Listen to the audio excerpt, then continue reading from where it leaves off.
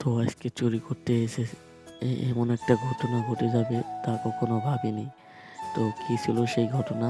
তো ফুল ভিডিওটা দেখতে থাকেন। আসসালামু আলাইকুম গাইস। তো আপনারা সবাই কেমন আছেন? আশা করি ভালো আছেন। তো আজকে সকালে ঘুম থেকে উঠে ফ্রেশ হয়ে ভাত খেয়েছিলাম। তারপর একটি ভাত খাওয়ার পর একটি কলা খেলাম। কলা খাওয়ার পর এবার ঘুরতে যাব। গ্রামের সৌন্দর্য আপনাদেরকে দেখাবো। তো ঘর থেকে বের হয়ে গিয়েছি। এবার আপনাদেরকে গ্রামের সৌন্দর্য এই ব্লগে তুলে ধরবো এবং দেখাবো কি কি আছে গ্রামে। তো ওই যে পাশে যেই দোকানটা দেখতে পাচ্ছেন, এই দোকানে কটকটি, চানাচুর, সিগারেট, চা অনেক কিছু পাওয়া যায়। এই দোকানটা বিকালে খুলে।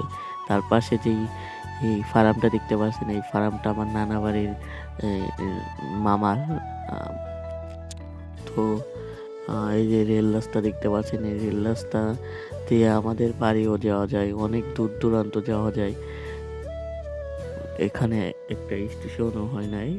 স্টেশন হওয়ার কথা ছিল, কিন্তু চারপাশে বাড়ি বলে স্টেশন হয় নাই। তো ওই যে ফার্মটা দেখতে পাচ্ছেন কত বড়। তো আজকে আমরা যাচ্ছি পেয়ারা খেতে। তো এই যে দেখতে পাচ্ছেন পেয়ারা ক্ষেত অনেক বড়। এটা আপনার যদি ভিতর দিয়ে ওই পাশে যেতে চান তাহলে মিনিমাম তো 5 থেকে 6 মিনিট লাগবে। এই পেয়ারা ক্ষেতটা অনেক বড়। তো এখন আমার সাথে একটি ছোট ভাই এসেছে। ছোট ভাইকে পাঠাবো যে দুটো পেয়ারা আনতে। তো ওকে এখন পাঠিয়ে দিব, আর আমি এক জায়গায় বসবো। তো ফুল ভিডিওটা দেখতে থাকেন, আর লাইক সাবস্ক্রাইব যারা করেন নাই ভিডিওতে লাইক দিয়ে সাবস্ক্রাইবটা করে দিয়েন।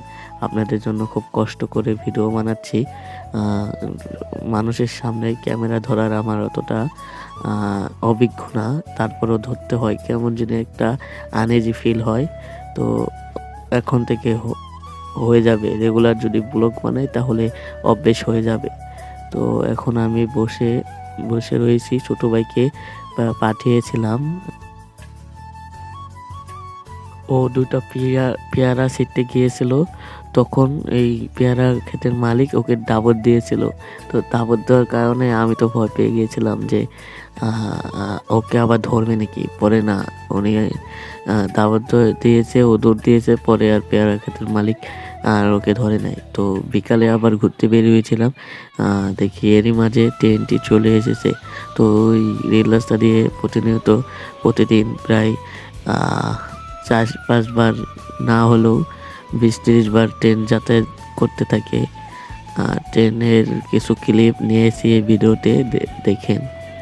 অতটা সুন্দর হবে না, কিন্তু ক্যামেরাটা ধরতে পারিনি। তো তারপর গিয়েছিলাম আমার মামার একটি পুকুরে, অনেক মাছ ছেড়েছে ওই পুকুরে। তো খাবার দিয়েছিল মাছগুলো, সব জায়গা থেকেই এক জায়গায় এসেছিল খাবার খাওয়ার জন্য। তো আজকের মতো এই পর্যন্ত। এই ভিডিওটা কেমন লাগলো আপনাদের কাছে? আশা করি এই ভিডিওটা আপনাদের কাছে ভালো লাগবে। তো আজকের মতো এই পর্যন্ত ভিডিওটা কন্টিনিউ করা হবে নেক্সট ভিডিওতে। আল্লাহ হাফেজ।